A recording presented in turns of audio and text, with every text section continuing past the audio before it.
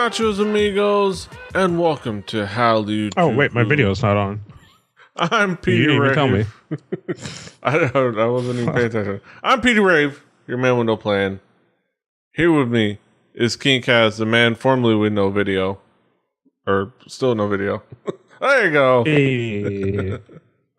Brandon Cooper, aka King Kaz. How you doing, Kaz? I'm doing well. I'm doing exceptionally good. I'm doing okay. I've been playing way too many video games.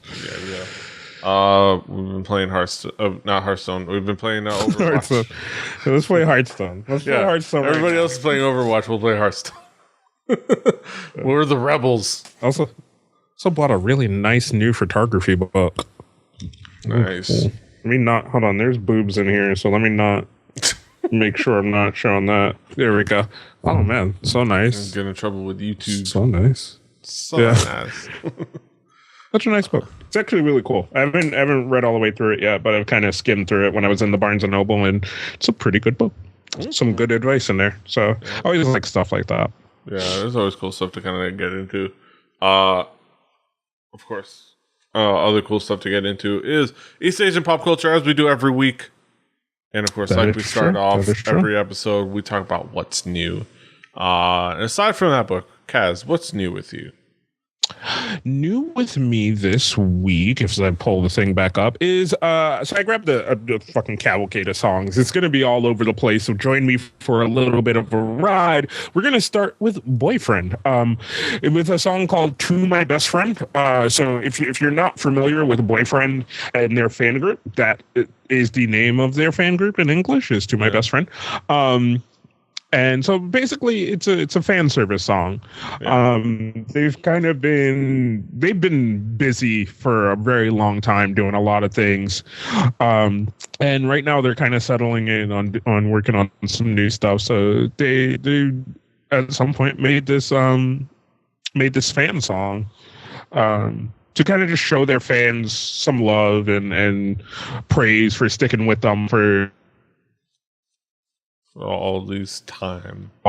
So I thought it was super cool, like, to do something like that. Yeah, it's pretty common in for K-pop groups, especially around their anniversary and it's not time. a bad song. Yeah, it's not a bad song. It's kind of it's very cutesy. Yeah, it's very cutesy. Yeah, it's very cutesy. It's very like, oh, look at this. Like, oh, they're all like, they're on vacation, taking pictures and doing aegyo and stuff, and they're on a scavenger hunt, and look at them pretty boys, they're looking all pretty and stuff. And you know what? That's what the fans want, and what's the fans need. You got to give the fans what they want. Speaking of, before I go to my next song, but speaking of anniversaries coming up, Big Bang, 10 years, it's coming up. Yeah. And there's already some promotional photos that people are like, what is this supposed to be going with? So maybe that full-length album we never got. Oh. Oh, yeah. No, we're never getting that. You know how this works. Yeah. You know how JYP works. Now that we've talked about it, means we're never going to get it. We know how YG works. It's just, we know better. But yes. Yeah. All right. Moving on to the next track. My next song, a group that we have praised so much on this show, Urban Zapaka, coming out with a new mini album called Still. I'm not sure on the date of the actual release of it, but I know it's supposed to be coming out pretty soon. And this is after they've moved labels. I think it was that they moved. Was it labels or produced? I don't know what it was. After they moved to Marcus Entertainment. So after they moved to their new label, we're going to get the new mini album called Still. And this is one of the songs coming from that called I Don't Love You. And it is a heartfelt fucking song, man. Holy shit. There is some emotion in this, which is what Urban Zapaka is known for. Yeah. They're known for giving you the feels. Yeah. They're known for laying on the feels and the ballads especially in the videos. This is very much like an emotional track about not being in love. It's like, and you see like the realization in the people's faces. I thought it was well acted. It's like we don't really love each other, do we? Like, I don't love you. We just doing things because we do things. and there are some like really heartfelt like just lines in there of like the one that just came up, like, even when you cry, my heart doesn't feel or hurt anymore. You know, like, man, good, like really good song. If you're not ready for the feels, like, don't listen to this because it will drop them on you, man. Like, it will. If you're not a fan of ballads, probably not going to change your mind. If you're not here for the emotional ballad, it's probably not going to change your mind. But it's done really well because it's Urban Zacapa. You gotta respect. You gotta respect the game. Definitely. All right. So moving on to ratchetness.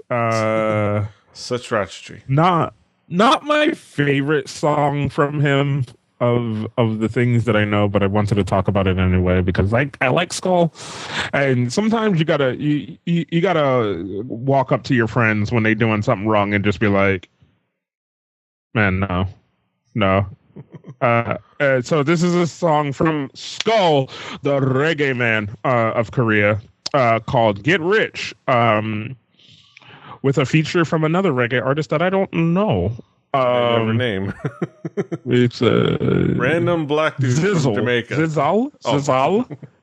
Sizzla Kalonji. Sizzla Kalonji.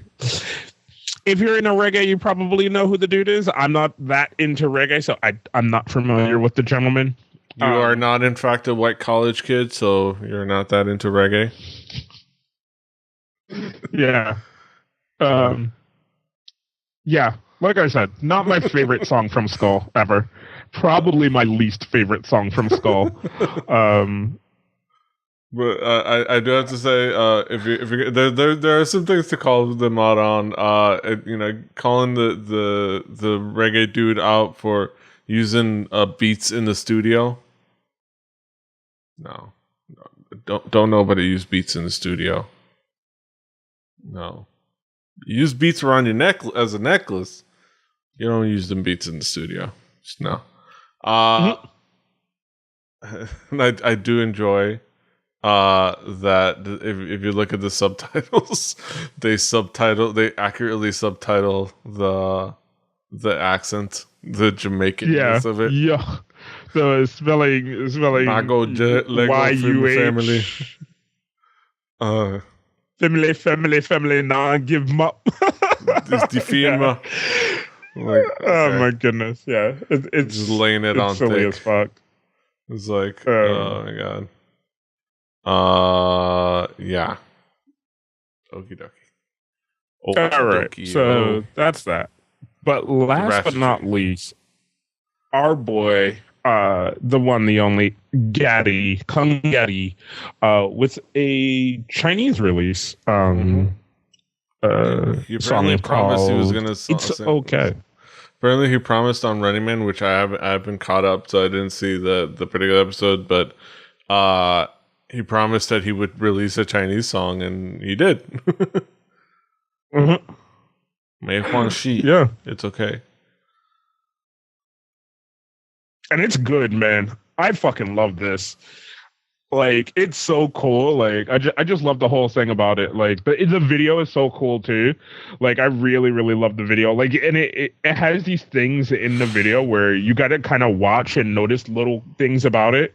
Like, the DJ at some point has a bowl of noodles on the turntable that's just going around. Like, he's just eating as he's like DJing. It's so cool. It's so funny. Yeah. And I don't know. I love the whole thing. And like the way the sound shifts when you're around a wall looking at it to like sometimes when you come back in, like it's so cool. I just love this video and I love the song. The song is so good. Yeah. Like, it's really cool and interesting. how it's done, and like how and like the visuals are really cool. It is weird seeing Gary with like no hair. Like Yeah. I had that moment when, because I'm probably gonna end up doing what I did back in the day when I first started marathoning Running Man, which is like watch the latest and then while I'm catching up, like so that I'm like accomplishing two things at the same time. Uh, Yeah. and like I'm I at watched. marathon a few episodes tonight. Yeah, me too. And I watched one of like the recent episodes. I think like probably like the last week's episode, and I saw him with like the short hair, and I was like, what Gary?" It's like he has no hair. Like when he took off his Yeah. hat, it's like Gary. uh, yeah, but it's cool. I love Gary's like style and his flow and like the way he kind of like attacks like the mic, and kind of like his personality while he's rapping, like is just really cool. Yeah, this is a really good song. I'm glad to that he released it. Like Huangxi, it's more than okay. It's fantastic. Yeah, it's so good, man. Like Gary is just one of my favorite rappers, and I love when he releases anything. Yeah. It's just so good. Yeah, good stuff. Definitely worth checking out. Yes. For me, music wise, what's new with me? Couple things, some stuff, a couple things. First off, I'm a fan. I think I've said before that I'm a fan of Shiny. Yeah. And we got a new solo release from one of the members of Shiny. One of big like prominent songwriters too among Shiny. Jonghyun on his song "She Is," and this is cool. Like, this is a really cool track. It's really cool and funky. It's once again kind of doing that like disco-y, funky kind of feel that we've been getting with quite a few songs lately. And it's I think it comes out really well. I like the song, but the video is so like it's colorful, but then somebody put a really like weird dark filter on it. Yeah, I think that's something SM has been doing lately, and it's so like weird. Yeah, I don't know. I don't think I'm a fan of it either. Really like it's a really colorful video, but then it's muted really badly to me. Like, yeah. And I don't know what that is. I don't know what that's supposed to be about. Like, but there's just like this really dark kind of filter on it that I just am not a fan of. I'd rather it be like, I know we've complained about the super colorful thing in K-pop before, which, okay, I'm kind of being, I'm being stingy. Like, I'm asking for the thing that I generally tend to not want. But I'd rather have that than this. Yeah. Like I'd rather these colors super stand out than be so muted by this like really dark filter that's on the whole thing. Yeah. But musically, super cool song. I really like it. Music and it's super cool, super fun, kind of like groove too. Works really well. Jonghyun has a really fantastic voice, and I think it's we probably noted before that he's a fantastic voice, and it's just a catchy kind of song to just jam to. The video, I enjoy the choreography too. Yeah, like the choreography works really well with it. It just fits nicely. Overall, the presentation is really cool. Except for like you said, the video, that weird filter they put on it, and they put on, I think, on other videos as well. It's just like, okay. Especially considering there's like a lot of fun little like visual moments and like gags and stuff, and that kind of make for fun. Like the vintage chesty, like random vintage chesty, and like there's an iron, and there's a lot of randomness. Very Art Nouveau or something like that, or whatever you want to call it. I don't know if I'm using the right term, but like very like a lot of visuals, like a lot of aesthetics, a lot of aestheticism. But it's a fun song.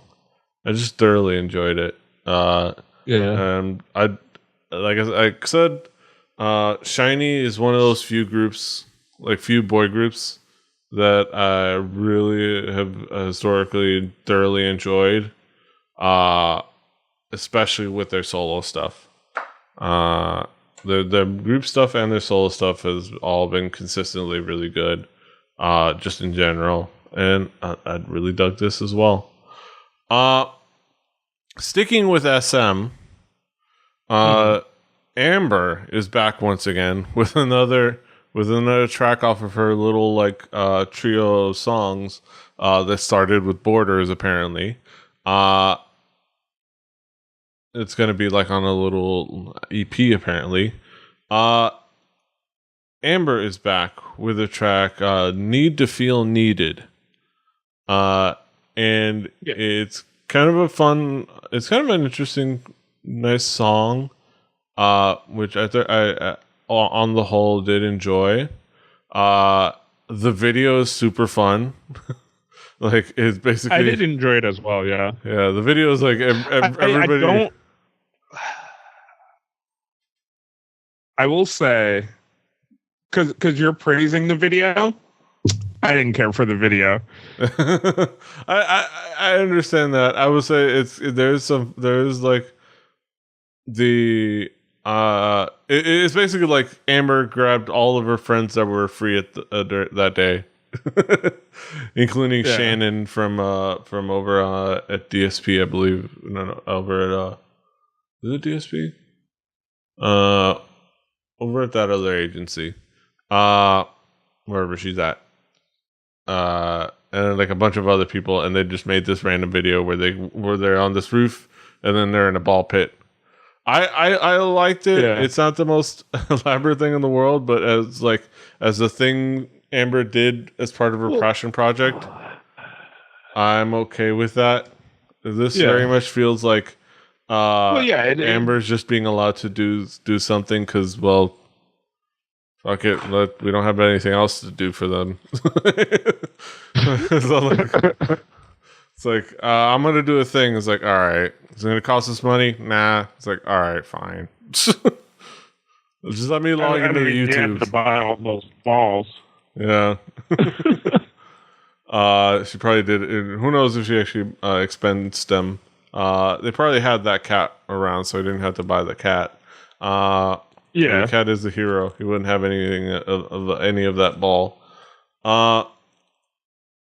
These like this whole thing of like this release really does feel like it's Amber's like passion project, right? And I'm okay with that. I like that. I'm okay with it as well because the songs have not been bad. Like I enjoy this song. I really like this song. It's just the video is so hokey. Yeah. Like. Like I don't want it doesn't need to be full K-pop. Like I that's fine. Like it could be a video of like you with your friends. Like that's okay. Like I don't mind that. I don't care that it's a video of you with your friends. Like, but I just thought it was so like I don't know. It was so silly. You know, like in a bad way. Yeah, it's understandable. I was fine with it, but yeah, it's definitely understandable that it's like the silliness can be a little bit much, and it's kind of But overall, I think this is a cool thing. We do love us some Amber, here on the Hallyujuku, and it's cool to kind of see her continue to express herself. So, yay, Amber. So you're spinning around the ball pit. Something else on my list. This is kind of out there, going into like the this group or artist, I think an artist, I think a DJ artist called Space Cowboy. Some people call him a Space Cowboy. I'm not sure if they call him the Gangster of Love or if they call him Maurice. but they do call him Space Cowboy. Uh, with a song called Grotesque, featuring Palo Alto. And this was so out there, cool and interesting that I super dug it. Like, it's very, very electronic. Palo Alto kind of goes is the only mostly the voice you hear. Aside from like I believe Space Cowboy on the voice box during the chorus. But I think overall it's very, very, very interesting. Very interesting. I fucking was digging this as soon as it came on. Holy shit. This is so... I love Palo Alto. Like, I love his rhyme style, and it so weirdly fits so well into this. Yeah. Like, but holy shit. Like, I just enjoyed the hell out of this, dude. Like, so much. Yeah. Like, it's just something really cool and, like fascinating about the sound, about the electronic sound, about what he does with like all the different keyboards, and it also brings back to like one of the things I used to like be fascinated by, which is the keyboard towers back in the day. Like, for example, the dude from Prodigy, the main dude, where he had his like fortress of keyboards and like synthesizers and like equipment, and he would be in this fortress on stage and be like just going back and forth manipulating all the equipment. This isn't to that extent, but it reminded me back in the day how much like I was fascinated just by that construct, like in like a stage production or in a music production.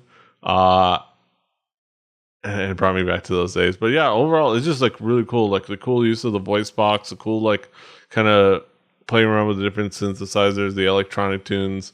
The video is very simple, straightforward, but I think works well. You know, with just like the dude, you know, doing the old I'm gonna wear a mask so I can be mysterious as DJ thing. It's like, which is fine. But it's just still cool. Like, I really dug it.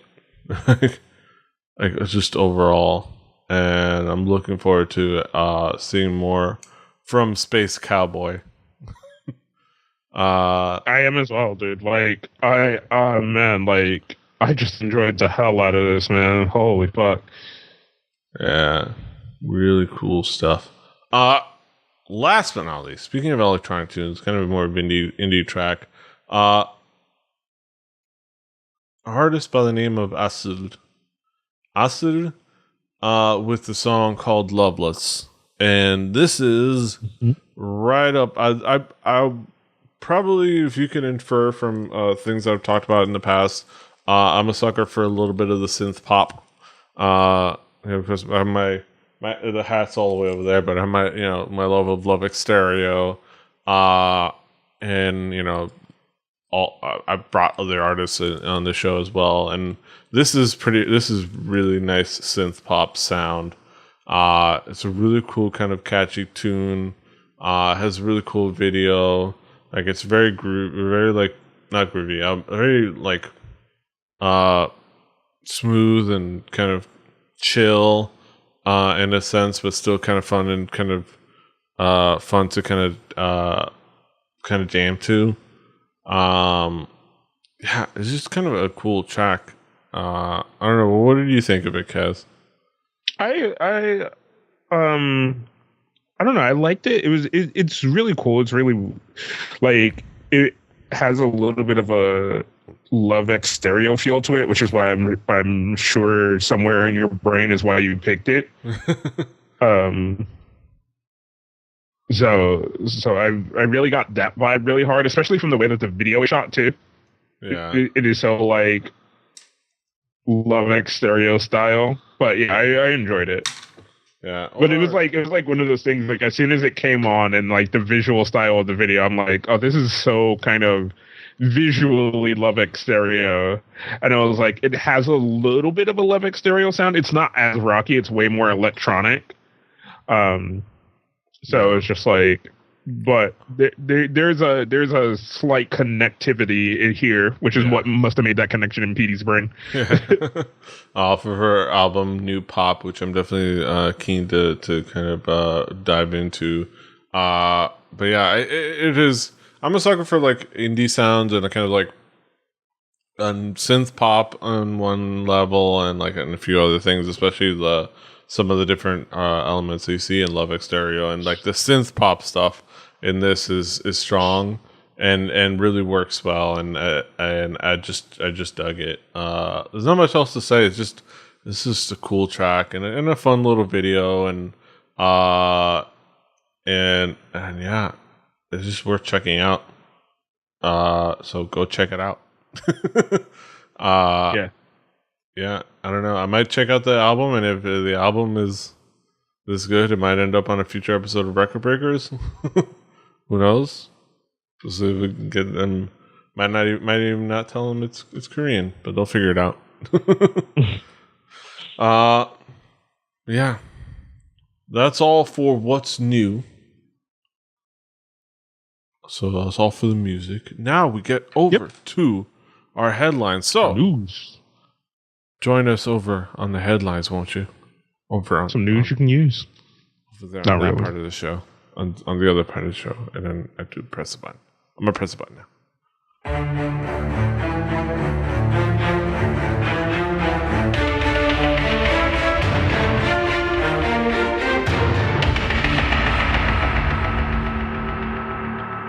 Welcome back to our headlines. All right. Yeah. Give me some good news. Or any news. Yeah, let's talk about, I guess this would be good news for some, or good news for one person. Gia leaves JYP and Miss A after not renewing her contract.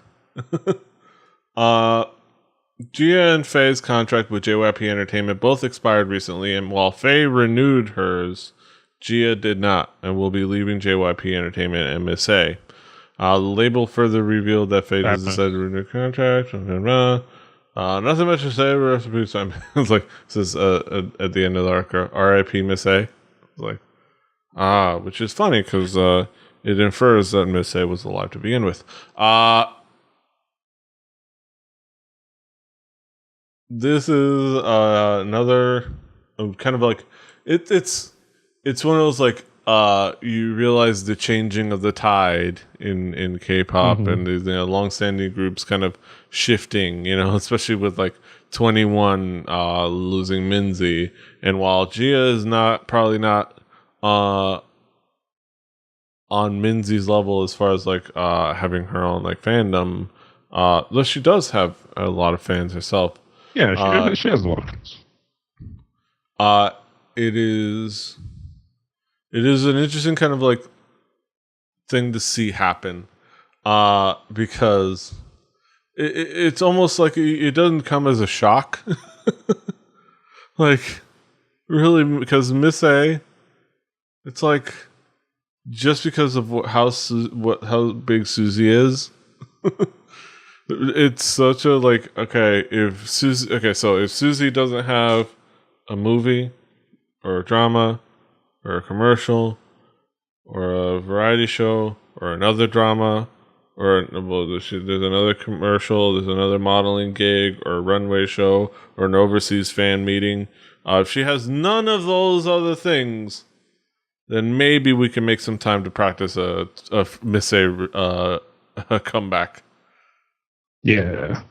So it becomes the thing. It's like, well, you're so low. The group is so low on the totem pole of things for Miss A to have to do that it just kind of remains stagnant. So, so it almost like it's like you wonder, like it's like, is there really a Miss A? I don't know. I mean, yeah, it's this weird thing where a lot of these groups that we really like and love are starting to get, starting to get filtered in these weird ways where they're starting to get pushed to the back burner in their companies. And it's just really, I just don't understand why. Like, why put in all that effort for these groups and then put them on the back burner? Is it the groups? Is it the labels? Like, it's just not understanding really. Like, in the case of, is it like the changing of the tides? Yeah, because like definitely in the case of 2NE1, right? I'm gonna put that on the label, right? Like, trying to do too much, right? Like, oh, we want to get the solo release for CL going or whatever, and then let's put Dara in a bunch of these, one-off kind of things because she's really famous internationally and like all this other stuff. Then you end up leaving other people on the back burner while you're doing these things, like Minzy and Park Bom. Like, and Park Bom's fine just sitting in the fucking corner, but Minzy's like, hello, but like, yeah, and like with Miss A, it's basically like, well, Susie has. Let me see. Let me look at her schedule. No, basically she's busy till 2023. And like, because she's that major, which is kind of almost comical. And then like, you have to wonder also, like, when they're left in the positions they are, like, how much is it on the label and how much is it on the artist if they haven't established themselves or their career or their path going forward as a solo artist or entertainer or whatever. If they're stuck, how much is it on the label? How much is it on them for not building their own repertoire and setting themselves up for success, beyond the group? Like I don't know, where's Min at? Why, like, yeah, what's she doing? Like, she did have that appearance on Masked Singer that kind of maybe exposed her exposed her a little bit. Probably wasn't the best idea. Because Miss A was just never really a vocal group anyways. And she kind of proved that. So it's like, how are you setting yourself up for success beyond this group, especially how many times it happens? It's it's the Beyonce thing. There's the group, and then somebody's gonna break out, and then that person's gonna get busy. Definitely. And well, how do you set yourself up as the other members, and how do you set your future up as an individual? Because you may pretend. Oh, excuse me. You may pretend it's kumbaya, and you're all going to be, it's success for one, it's success for all. But like Jesse said, we are not a team. This is a competition. Yeah, so we just have to wait and see. Like, wish her all the best, and wish Faye all the best, because really, Faye is a star, in the making. Really, I don't understand Wong Fei should be making millions and like being everywhere. I don't know. Maybe she is in China. But name it, Wong Fei should have a major career. But she. I mean, we'll see what happens. We'll see what happens. Everything's an odd transition. Like this, we have 21, Miss A, we had Akata. It's like it's the changing of the tide. It's a sha world, and we're just living in it. It's Twice's world, and we're just living in it. Twice's and G Friends. And you know what? And bring that up. Sometimes it's that. Sometimes it's the young fresh group is now the hotness, and like the new hotness versus old and busted. And as much as we don't think they're old and busted, not in even the closest bit. Maybe. Yeah, I don't know. I think more than anyone, like even more than the fans, the labels love the cycle more than anybody. Like they love more putting out new groups like than they do continuing to work with established groups. Yeah.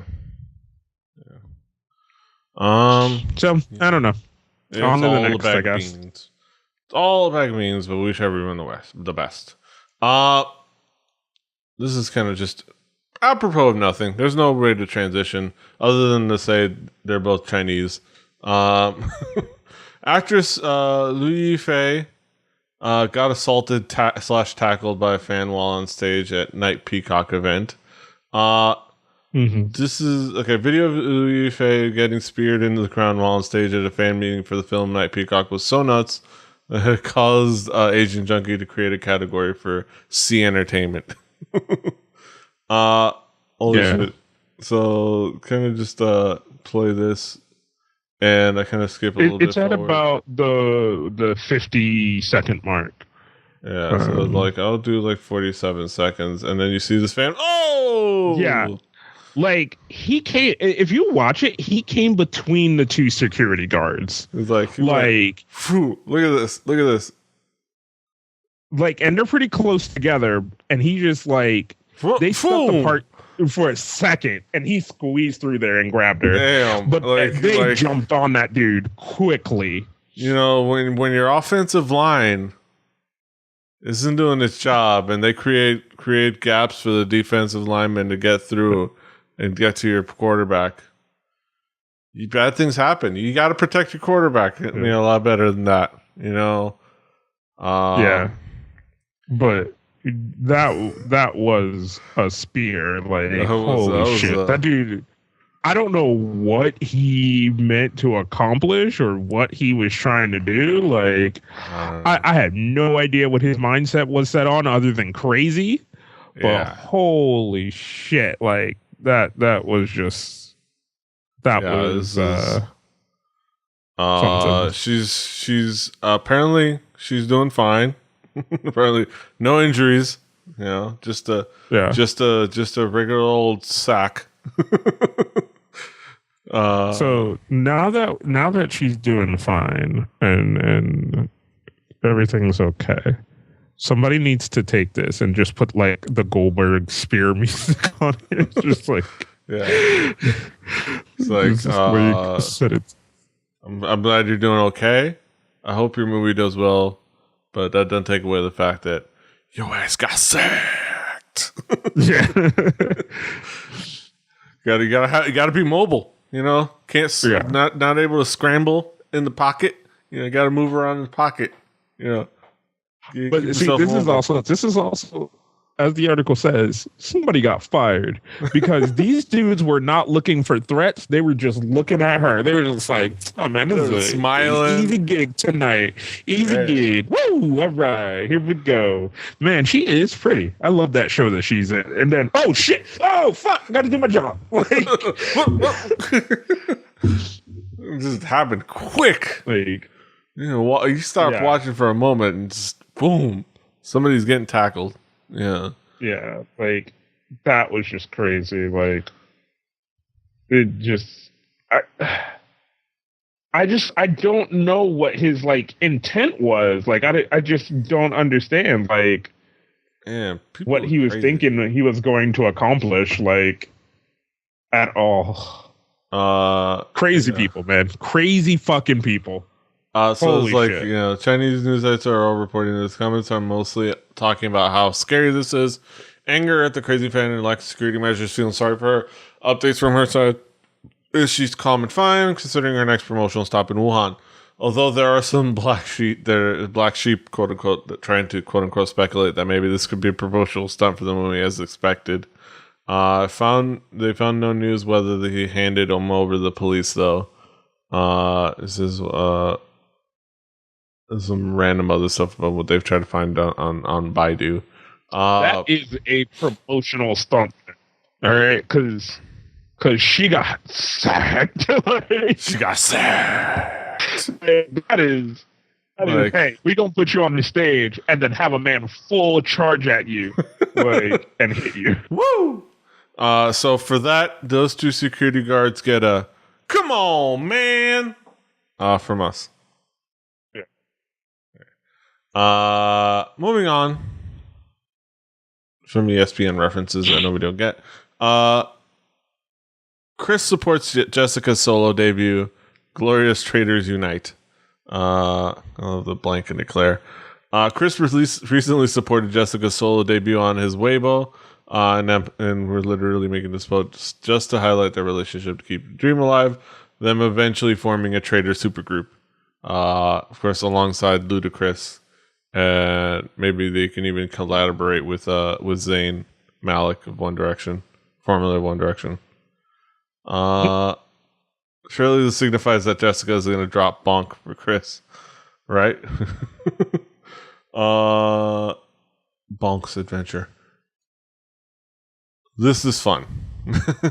It's fun to kind of see the ex SM people support each other. Especially seeing the old Wii fan. Did you watch him? I don't know if we talked about it. Did we watch him on the All-Star game? No, I think we talked about it. It was kind of quite interesting. Yeah. It was that was my year away from sports. So did not watch that. Yeah. Speaking of Jessica, there's a lot of cool things coming from Jessica. Jessica is a dominatrix in the "I Love That Crazy Little Thing" trailer. The trailer for the upcoming Chinese movie starring Jessica called "I Love That Crazy Little Thing" has been released. But let's be real, the only thing anybody cares about is dominatrix Jessica, which is at the end of the trailer. There's a lot of shenanigans and wackiness going on, and big moments, and like this like an ensemble comedy. Kind of Asian Junkie puts it as kind of like a ensemble version of My Sassy Girl. Which can't hate on that if it's that good. But the big moment, you get to see Jessica.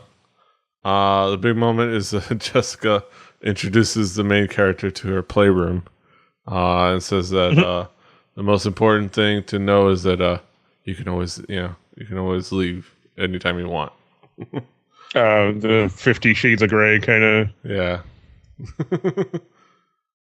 And you get a little like whoosh. How are you excited to see Jessica's acting debut? This looks like a cute little movie. Like it actually looks interesting. Looks better than the Running Man movie. I think that from now on is our meter for like good or bad, like better or worse than the Running Man movie, the Chinese Running Man movie. Yeah, it's our Chinese movie. Better or worse? Yeah, the Chinese movie Mendoza line. So yeah, she delivered her line well in the trailer. We don't see a bunch of her, so it's hard to judge. But it looks like a fun movie. We'll see if we get to see it in America. But hopefully, get to see Jessica all dominatrixy. Well, or just in this kind of fun, silly comedy thing, Yeah. Which is like we get a lot of these in America, of these like quick little comedy movies that make reference to other movies throughout the last couple of years. So I think that's kind of what this is in a sense. Yeah. It's like this movie making reference to other movies. Yeah. Yeah.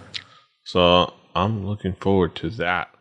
I am as well. So yeah. But I think that's it. No more stories. It. No more stories. No more facts. No more things. That's it for another fantastic episode of Hallyujuku. Cass. Hey. We got through this real quick, didn't we? What's going on in your world, Kaz? Right now, way too much Overwatch, which is probably what I'm going to go do when we're done. So I'm going to go play a little bit of Overwatch before I have to go to bed. And then also The Entertainer, which we have been watching and are going to talk about pretty soon. Just gotta find a good day to record that because I have a whirlwind week of work coming up. And I kind of do too. Yeah, so we'll find a good day to record our talk about The Entertainer, and then I forgot what the other one that I picked was. 20 again. 20 again, yeah, which I'm actually kind of excited about now, because in a preview of Senses is there's way too much convenience in The Entertainer. I'll say that, and you'll have to figure out why I say that. Yeah, it's like, oh, surprise! Mm-hmm. No. Oh, it just so happens. There's a lot of Deus Ex Machina. We'll talk. We'll talk. Yeah, we'll talk. That's it. We'll gab. We'll do that. That's it. But of course, he's at King Kaz. I'm at PD Rave. The show is Hallyujuku. Kpoppodcast.com. It's a great website to share with your friends. Kpoppodcast.com. Hallyujuku.com is another way. Rebelli.net for listening to other shows. Rebelli TV on YouTube and on Twitch for when I decide to stream games and stuff. Didn't I tell you? Don't you know? We'll probably keep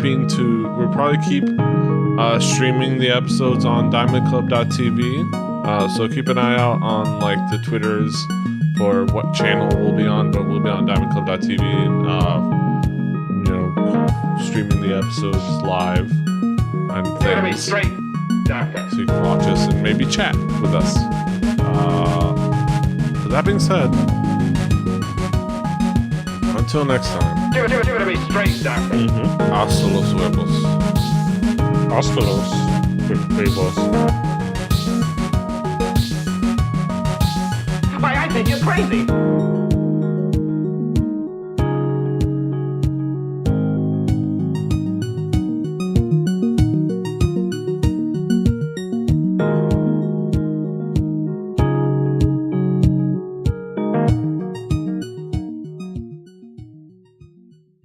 Diamond Club hopes you have enjoyed this program.